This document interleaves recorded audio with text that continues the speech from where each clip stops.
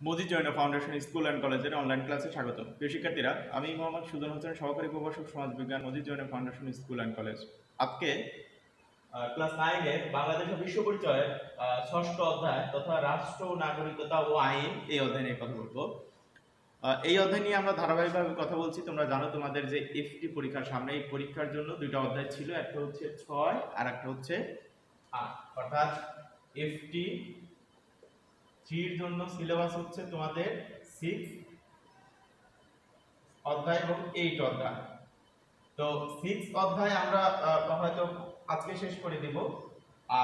এর পরে তোমাদের যে 8 অষ্টম অধ্যায় থাকবে, অর্থাৎ অষ্টম অধ্যায় যেটা আমি যদি একটু বলি, তোমাদের অষ্টম অধ্যায় বাংলাদেশের গণতন্ত্র ও নির্বাচন। অর্থাৎ তোমরা একটা জিনিস মনে রেখো যে তোমাদের এফটি পরীক্ষা ঠিক যতটুকুন কমপ্লিট করা হবে ক্লাসে, ঠিক ততটুকুনের উপরেই কিন্তু তোমাদের পরীক্ষা হবে। তো যদিও আমি বলতেছি যে তোমাদের এফটিতে এফটি 3 এর জন্য দুইটা সিলেবাস রয়েছে বা সিলেবাসে দুইটা অধ্যায় রয়েছে, কিন্তু দুইটা অধ্যায় থাকলেও আমরা ঠিক যতটুকুন অংশ শেষ করতে পারবো তোমাদের এফটি পরীক্ষার কোশ্চেন ঠিক ততটুকুনের উপরেই থাকবে। অর্থাৎ আমরা যদি 6ষ্ঠ অধ্যায় শেষ করতে পারি তাহলে 6ষ্ঠ অধ্যায়ের উপর থাকবে, এবং অষ্টম অধ্যায়ের যদি আমরা যতটুকুন পার্ট শেষ করতে পারবো ততটুকুন পার্টের উপরে তোমাদের এফটি পরীক্ষা হবে। তো যার কারণে আমরা ধারাবাহিকভাবে ক্লাস নিয়ে যাচ্ছি। 6ষ্ঠ অধ্যায় শেষ করার পরে আমরা অষ্টম অধ্যায়ে যাব। তো আজকে যেটা আমরা আলোচনা করব বা যে বিষয়টা নিয়ে কথা বলবো, আমরা ইতিপূর্বে দুটো ক্লাসে রাষ্ট্র কি, রাষ্ট্রের উপাদান সম্পর্কে বলেছি, নাগরিকতা কি বা নাগরিকতা বা নাগরিকদের দায়িত্ব কর্তব্য নিয়ে বলেছি। আর আজকে আমরা কথা বলবো হচ্ছে আমাদের এই অধ্যায়ের সর্বশেষ টপিক, সেটা হচ্ছে আইন। এই আইন সম্পর্কিত আলোচনায় আজকে আমরা করব। দেখো,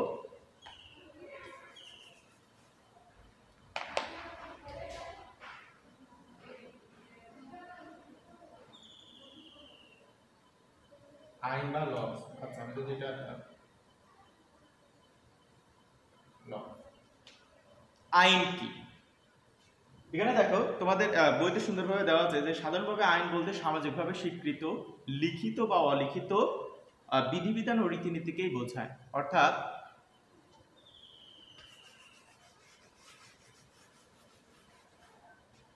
আইন হচ্ছে এমন নিয়ম যেটা স্বীকৃত। বলা হচ্ছে আইন হচ্ছে এমন সকল নিয়ম যেটা স্বীকৃত। এই স্বীকৃতটা হতে পারে সমাজ বা রাষ্ট্র। অর্থাৎ চেষ্টা লক্ষ্য করো, আইন কি? আইন বলা হচ্ছে আইন হচ্ছে এমন কিছু রীতিনীতি বা বিধিবিধান যেটা সামাজিক বা রাষ্ট্রীয়ভাবে স্বীকৃত। অর্থাৎ অবশ্যই আইনকে একটা কর্তৃপক্ষ কর্তৃক স্বীকৃত পন্থায় হতে হবে, সেটা সমাজ হতে পারে, রাষ্ট্র হতে পারে। তো সেই হিসেবে দেখো এখানে বলা হচ্ছে যে আইন হচ্ছে দুই ধরনের হয়। একটা হচ্ছে সামাজিক আইন, অর্থাৎ উনি বলছে আইন দুই ধরনের হয়।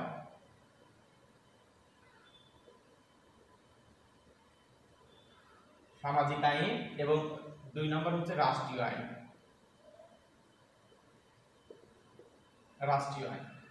সামাজিক আইনগুলো কি? অর্থাৎ সামাজিক আইনগুলো হচ্ছে যে আইন বাংলাদেশ বা একটা দেশের সংবিধানে লিখিত বা অলিখিত থাকে না, বা সংবিধানে লিপিবদ্ধ থাকে না, কিন্তু আমরা মেনে চলি। সমাজে বসবাস করার অর্থে, সমাজে থাকার স্বার্থে বা সমাজের সবার সাথে সামগ্রিকভাবে সম্মিলিতভাবে থাকার স্বার্থে আমরা সেই আইনগুলো মেনে চলি। এগুলোকে বলা হচ্ছে সামাজিক আইন। সামাজিক আইনটা কি? যেমন দেখো, সমাজে কোনো বিশৃঙ্খলা তৈরি করা যাবে না, এটা যদিও রাষ্ট্রীয় আইনেও নিষেধ করা হয়েছে। আবার একই সাথে যেমন বড়কে সম্মান করতে হবে, এটা কিন্তু বাংলাদেশের তুমি যদি আইন দ্বারা কিন্তু একেবারে ওইভাবে সুপ্রতিষ্ঠিত না। এটা হচ্ছে সামাজিক ল বা আমরা সোশ্যাল ল, যেটা আমাদের নর্ম ভ্যালুজের মধ্যে পড়ে, এটা হচ্ছে সামাজিক ল। পিতামাতাকে সম্মান করতে হবে, তাদের ভরণ পোষণ করতে হবে, এই বিষয়ে যদিও আইন বা সংবিধানে পাশ হয়েছে কিছুদিন আগে, কিন্তু এটা কিন্তু সামাজিক আইনের একটি উদাহরণ। সত্য কথা বলতে হবে, মানুষের সাথে ভালো ব্যবহার করতে হবে, এগুলো হচ্ছে কিন্তু বাংলাদেশের সংবিধানে বলা হয় না, কিন্তু এটা হচ্ছে সামাজিক আইনের উদাহরণ। আর রাষ্ট্রীয় আইন হচ্ছে একটি রাষ্ট্রের বা একটি দেশের সংবিধানে যে আইনগুলো লিপিবদ্ধ থাকে বা সংবিধানের যে বিষয়গুলো লিপিবদ্ধ থাকে সেটাই হচ্ছে রাষ্ট্রীয় আইন। আর সংবিধানের বাইরে যে আইনগুলো মানুষ সমাজে বসবাস করার স্বার্থে পালন করে থাকে সেটা হচ্ছে সামাজিক আইন। তাইলে আমরা আইন কি সেটা বুঝলাম। তো আইন হচ্ছে এমন কিছু নিয়ম নীতি যেটা সমাজ বা রাষ্ট্রীয়ভাবে স্বীকৃত। এই আইন দুই ধরনের হতে পারে, একটা হচ্ছে সামাজিক আইন, রাষ্ট্রীয় আইন। সামাজিক আইন অর্থাৎ যেটা রাষ্ট্রীয় আইনে লিপিবদ্ধ নেই, কিন্তু আমরা সমাজে বাস করার স্বার্থে, মানুষের সাথে মিলেমিশে থাকার স্বার্থে পালন করি, সেটা হচ্ছে সামাজিক আইন। যেমন সত্য কথা বলা,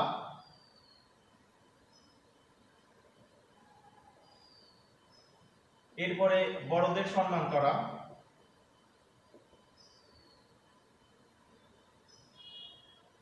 এগুলো হচ্ছে মনে করা যে সামাজিক আইনের উদাহরণ। এগুলা বাংলাদেশের রাষ্ট্রীয় আইনে বড়দের সম্মান করতে হবে, ছোটকে স্নেহ করতে হবে, এই বিষয়গুলো কিন্তু ওইভাবে লিপিবদ্ধ নেই, কিন্তু তারপর এগুলো আমরা পালন করি সামাজিক আইনের স্বার্থে। এখানে দেখো আইনের কয়েকটা সংজ্ঞা দেওয়া রয়েছে, যে টি.এইচ. গ্রিন আইন সম্পর্কে বলেছেন।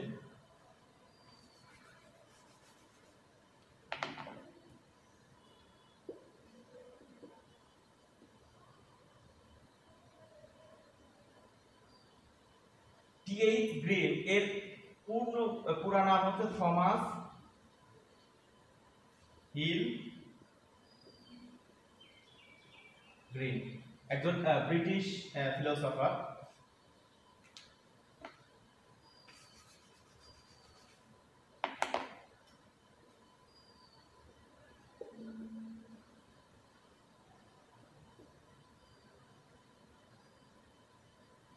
British philosopher T. H.. গ্রিন বা থমাস হিল গ্রিন, উনি আইনের সংজ্ঞায় বলেছেন, দেখো রাষ্ট্র কর্তৃক আরোপিত অধিকার এবং বাধ্যবাধকতা সমূহই হচ্ছে আইন।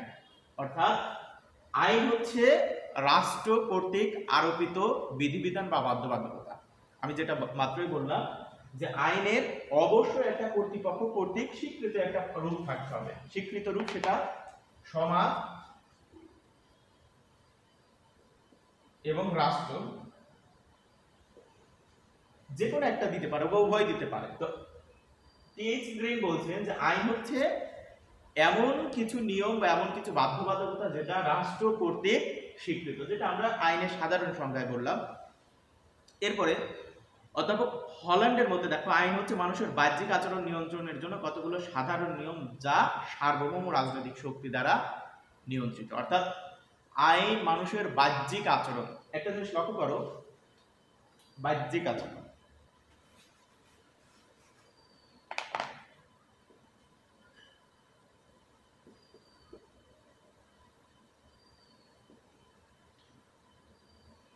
বাহ্যিক আচরণ বলতে বোঝাচ্ছে মানুষের উপর আইন তখনই প্রয়োগ করা হবে যখন সেই কাজটা দৃশ্যগত হবে। অর্থাৎ তুমি চিন্তা করলা কারো ক্ষতি করবা বা কাউকে তুমি হত্যা করবা, এইটা ততক্ষণ আইনের আওতায় আসবে না যতক্ষণ তুমি এই হত্যা করার হেতু বাস্তবিক অর্থে কোনো কাজ শুরু করে দিচ্ছ। অর্থাৎ তুমি চিন্তা করলা বা তুমি পরিকল্পনা করেছো যে আমি এই কাজটি করব, এই কাজটি ততক্ষণ অপরাধ হবে না যতক্ষণ না তুমি ওই চিন্তা মোতাবেক বা পরিকল্পনা মোতাবেক কাজ শুরু করে দিয়েছো। তো যার কারণে বলা হচ্ছে যে আইন মানুষের বাহ্যিক আচরণকে নিয়ন্ত্রণ করে। অর্থাৎ মানুষের পরিকল্পনা, মানুষের চিন্তা, মানুষের হচ্ছে খারাপ কোনো কিছুর যে প্রতি আসক্ত, মানে একটা ব্যক্তি ততক্ষণ আইনের আওতাধীন আসবে না যতক্ষণ সে ওই কাজ করার জন্য মানে বাস্তবিক অর্থে অগ্রসর না হয়। শুধুমাত্র চিন্তা করা, শুধুমাত্র পরিকল্পনার উপর আইন প্রয়োগযোগ্য নয়। যার কারণে উনি বলছেন যে অধ্যাপক হল্যান্ড বলছেন যে আইন মানুষের বাহ্যিক আচরণ নিয়ন্ত্রণের জন্য কতগুলো নিয়ম বা বিধিবিধান যেটা সার্বভৌম সরকার বা দেখো এখানে সার্বভৌম রাজনৈতিক শক্তি, সার্বভৌম রাজনৈতিক শক্তি কি? রাষ্ট্র, অর্থাৎ রাষ্ট্র কর্তৃক যেটা নিয়ন্ত্রিত হয়। অধ্যাপক হল্যান্ড এবং টিএইচ গ্রিনের সংজ্ঞাটা কিন্তু সামারি একই আসছে। তো সংজ্ঞার দেখো, সংজ্ঞার একটা সাধারণ বৈশিষ্ট্য হচ্ছে যে সকল সংজ্ঞাই প্রায় একই ধরনের অর্থ বহন করবে। সংজ্ঞা এবং বর্ণনা দেখো, তোমাদের এই বিষয়টা জানা দরকার। একটা হচ্ছে ডেফিনেশন এবং ডেসক্রিপশন।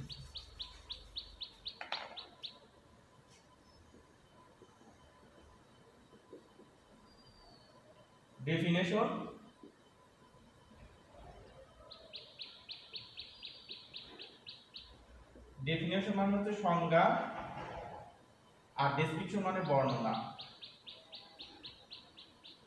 ডেফিনেশন এবং ডেসক্রিপশনের মধ্যে পার্থক্য হচ্ছে, দেখো সংজ্ঞার একটি সাধারণ বৈশিষ্ট্য হচ্ছে সংজ্ঞাকে খুব অল্প কথায় ওর সামগ্রিক বৈশিষ্ট্যকে উপস্থাপন করতে হবে, এটা হচ্ছে সংজ্ঞা। অর্থাৎ সংজ্ঞা সবসময় ছোট হতে হবে, সংজ্ঞা বড় হওয়া যাবে না। অর্থাৎ খুবই অল্প কথায় ওই বিষয়ের সামগ্রিক বৈশিষ্ট্য উপস্থাপন করতে হবে, সেটা হচ্ছে সংজ্ঞা। আর বর্ণনা হচ্ছে বৃহৎ আকারে ওই জিনিসকে ব্যাখ্যা করতে হবে, অর্থাৎ অনেক বিষয়ের অবতারণার মাধ্যমে ওই বিষয়কে ব্যাখ্যা করতে হবে। যার কারণে সংজ্ঞার একটি সাধারণ বৈশিষ্ট্য হচ্ছে যে সকল সমাজ সকল ব্যক্তির দেওয়া সংজ্ঞাই কিন্তু প্রায় একই অর্থ বহন করে।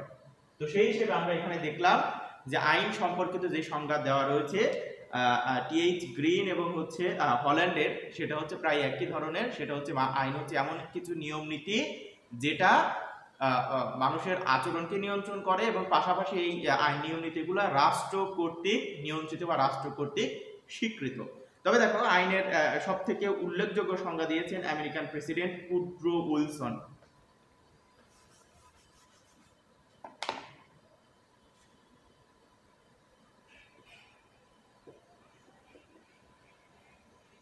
আমেরিকান প্রেসিডেন্ট, আচ্ছা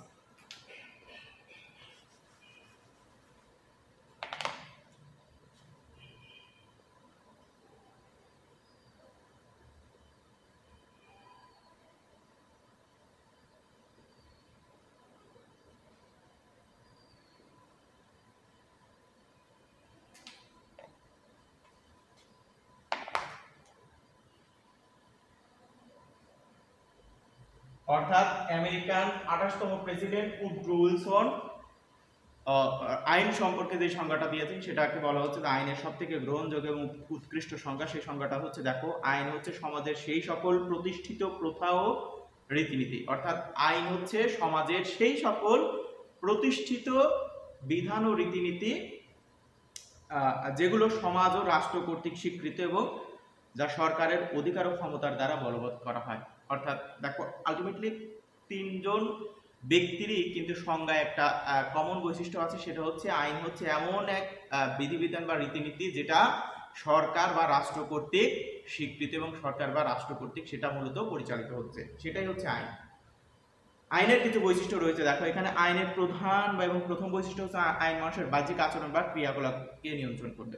অর্থাৎ আমি মাত্র যেটা বললাম যে আইন সব সময় তুমি যা বাস্তবিক অর্থে করো সেই বিষয়ের উপরই প্রযোজ্য হবে। অর্থাৎ তুমি যেটা চিন্তা করো সেটার উপর আইন প্রযোজ্য হবে না যতক্ষণ না তুমি তোমার চিন্তা মোতাবেক কোনো কাজে অগ্রসর হচ্ছ।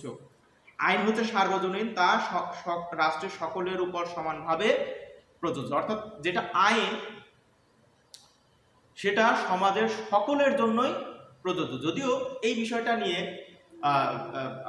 বিভিন্ন বিষয়ের অবতারণা হতে পারে বা বিভিন্ন কথা আসতে পারে, বিভিন্ন সমালোচনা আসতে পারে যে আইন আসলে কি সবার জন্য প্রযোজ্য, বা বাস্তবিক অর্থে আমরা আমাদের তৃতীয় বিশ্বের দেশগুলোতে এর কিছুটা মানে অপ্রাসঙ্গিক বিষয়ও দেখতে পারি। কিন্তু বাস্তবিক অর্থে যেটা বলা হচ্ছে যে আইন সকলের জন্যই সমানভাবে প্রযোজ্য।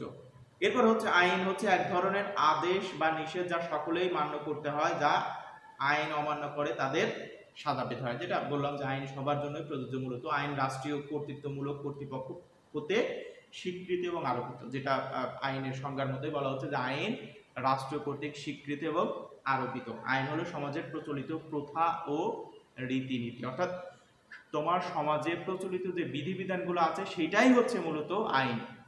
আর যার কারণে দেখো ব্রিটিশে বা আমি যদি বলি ইংল্যান্ডের আইন হচ্ছে মূলত অলিখিত এবং তাদের অলিখিত আইন মানে কি, তাদের সমাজে যে বিষয়গুলো পরিচালিত হতো বা সমাজে যেগুলো প্রথা হিসেবে পালিত হতো সেগুলাই হচ্ছে তাদের আইন। অর্থাৎ এই ব্রিটিশদের, আমি যদি ইংল্যান্ডের কথা বলি, ইংল্যান্ডের হচ্ছে প্রথাই হচ্ছে আইন। ইংল্যান্ডের আইনটা হচ্ছে প্রথা, অর্থাৎ তারা সমাজে যেটা পালন করে সেটাই হচ্ছে তাদের আইন। তাদের লিখিত কোনো আইন নেই, তারা সমাজে যেটা পালন করে সেটাই হচ্ছে তাদের আইন। তো আইনের আমরা বৈশিষ্ট্য যেটা দেখলাম, যে আইন মানুষের বাহ্যিক আচরণ নিয়ন্ত্রণ করে, আইন হচ্ছে সার্বজনীন, আইন যারা অমান্য করে তাদের সাজা পেতে হয়, আইন হচ্ছে রাষ্ট্র কর্তৃক স্বীকৃত এবং আরোপিত, এবং আইন হচ্ছে সমাজে প্রচলিত বিধিবিধান বা রীতিনীতি। আইনের দেখো উৎস, এটা হচ্ছে খুবই গুরুত্বপূর্ণ একটি ব্যাপার, অর্থাৎ আইন সম্পর্কিত প্রশ্ন কিন্তু তোমাদের সবসময় থেকে থাকে। আইনের উৎস, অধ্যাপক হল্যান্ডের মতে আইনের উৎস হচ্ছে 6টা।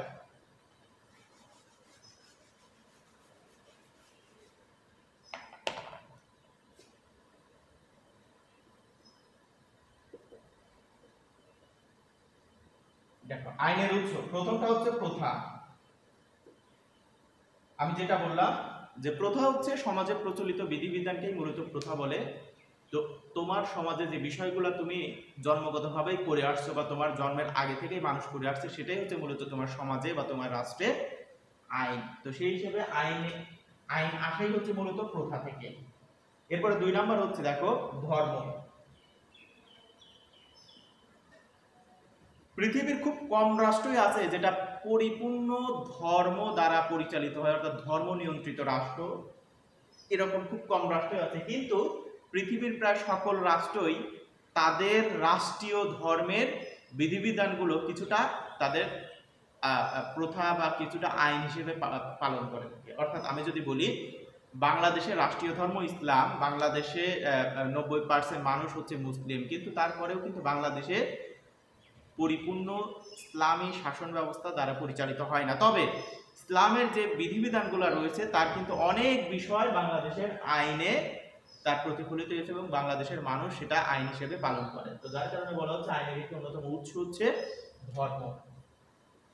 3 নাম্বার হচ্ছে দেখো বিচার সংক্রান্ত রায়।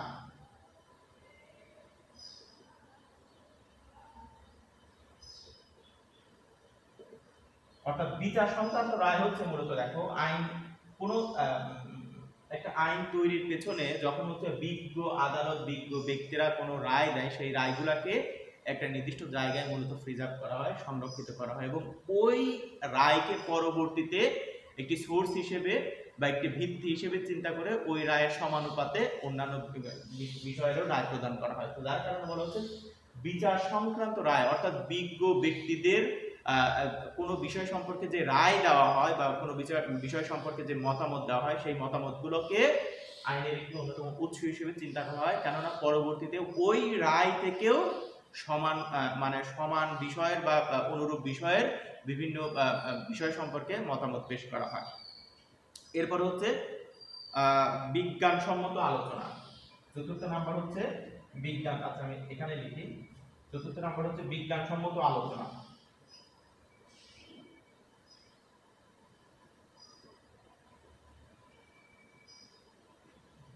বিজ্ঞানসম্মত আলোচনাটা হচ্ছে যেটা বললাম যে কোনো বিষয় সম্পর্কে কোনো এক্সপার্ট যারা আছেন বা কোনো বিষয় সম্পর্কে যে সকল এক্সপার্ট আছে, ওই এক্সপার্টগুলারা বা বিশেষজ্ঞরা যখন কোনো বিষয় সম্পর্কে মতামত পেশ করে, সেই মতামতগুলোকে কিন্তু ওই বিষয়ে একটি হচ্ছে উৎস হিসেবে চিন্তা করা হয়। অর্থাৎ আমি যদি বলি দেখো এখানে বলা হচ্ছে যে ব্রিটেনের আইন ব্যবস্থার আইনবিদ কোক, ব্ল্যাকস্টোন, আমেরিকান কেন্ট, ইসলামী আইনের ক্ষেত্রে আবু হানিফা, ইনারা যে সকল মতামত কোনো বিষয় সম্পর্কে পেশ করেছেন সেগুলাকে কিন্তু পরবর্তীতে আইনের একটি ভিত্তি বা আইনের একটি সোর্স হিসেবে চিন্তা করা হয়েছে। যার কারণে বলা হচ্ছে বিজ্ঞানসম্মত আলোচনাটাও আইনের একটি অন্যতম উৎস।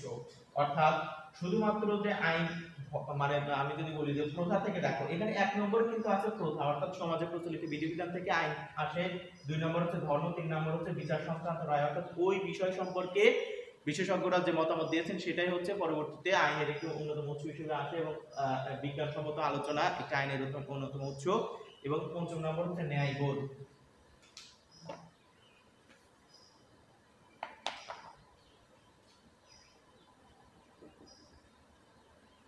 ন্যায়বোধ, ষষ্ঠ নাম্বার হচ্ছে আইনসভা।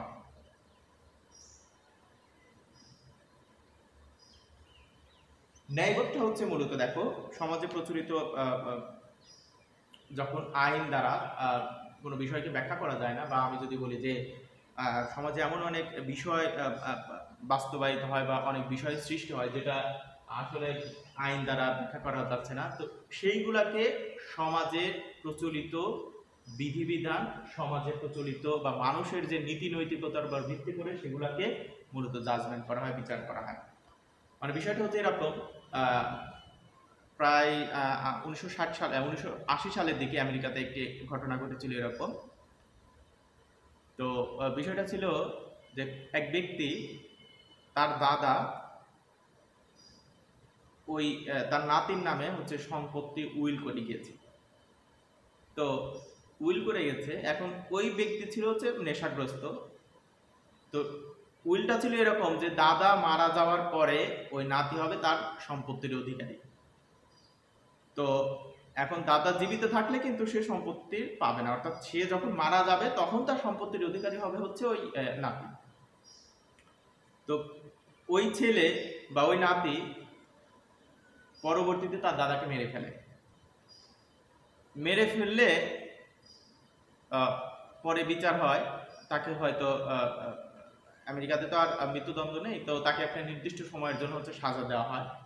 এখন বিষয়টা হচ্ছে সাজা দেওয়ার পরে এখন তার যে উইল করা ছিল যে ওই দাদার সম্পত্তির মালিক হবে নাতি, এখন সেটা কি হবে? অর্থাৎ মানে বিষয়টা এরকম, অপরাধ দ্বারা কিন্তু কোনো সুবিধা আইন দিবে না, অর্থাৎ অপরাধী অপরাধ করার ফলে যে সুবিধা পাবে এরকম কিন্তু কোনো নিয়ম কিন্তু বা এরকম কোনো বিষয় কিন্তু আমেরিকার সংবিধানে লেখা ছিল না। যে এই আলটিমেট আইন তো বলে, যেহেতু উইল করে গেছে, আইন বলতেছে যে হচ্ছে এই সম্পদের মালিক হবে হচ্ছে সেই নাতি। কিন্তু দেখা যাচ্ছে যে নাতি অপরাধ করে লাভবান হয়ে যাচ্ছে, পরবর্তীতে এটাকে সামাজিক বা ন্যায়বোধ থেকে, অর্থাৎ সাধারণ কমন সেন্স যেটাকে বলে জেনারেল প্রিন্সিপাল, এইটার উপর ভিত্তি করে তার সম্পত্তিকে বাজেয়াপ্ত করা হয় এবং তার সম্পদ থেকে ওই নাতিকে বঞ্চিত করা হয়। অর্থাৎ বিষয়টা ছিল এরকম যে নাতি অপরাধ করার পরেও কেন সে সম্পদ পাবে, যদিও সেটা উইল করা হয়েছে, আইন বলে যে সম্পদ পাবে নাতি, কিন্তু এটা জেনারেল প্রিন্সিপাল বা সাধারণ নিয়ম বলে সে পাবে না, অর্থাৎ পাবে না এই জন্য কারণ সে খুনি। তো এইগুলো হচ্ছে মূলত ন্যায়বোধ, যেটা হচ্ছে মানুষের সাধারণ বা জেনারেল সেন্স থেকে, জেনারেল প্রিন্সিপাল থেকে ব্যাখ্যা করে। এবং সর্বশেষ হচ্ছে আইনসভা, যার মাধ্যমে মূলত আইন তৈরি করা হয়, আইন হচ্ছে সৃষ্টি করা হয়। তো এই হচ্ছে মূলত আইনের উৎস। আইনের 6টা উৎস রয়েছে, আমি এই সংক্ষেপে যেটা বলার চেষ্টা করলাম। তোমাদের এই আইন সংক্রান্ত প্রশ্নটা কিন্তু সবসময় পরীক্ষাতে আসে, থেকে থাকে। তো যার কারণে আমি সবসময় বলবো যে এই প্রশ্নটাকে তোমরা আলাদা একটু গুরুত্ব দিয়ে পড়বা, যেন তোমরা পরীক্ষাতে বা জানার জন্য হলেও ভালোভাবে জানতে পারো। তো তোমাদের সবার জন্য শুভকামনা, আশা করি সবাই ভালো থাকো।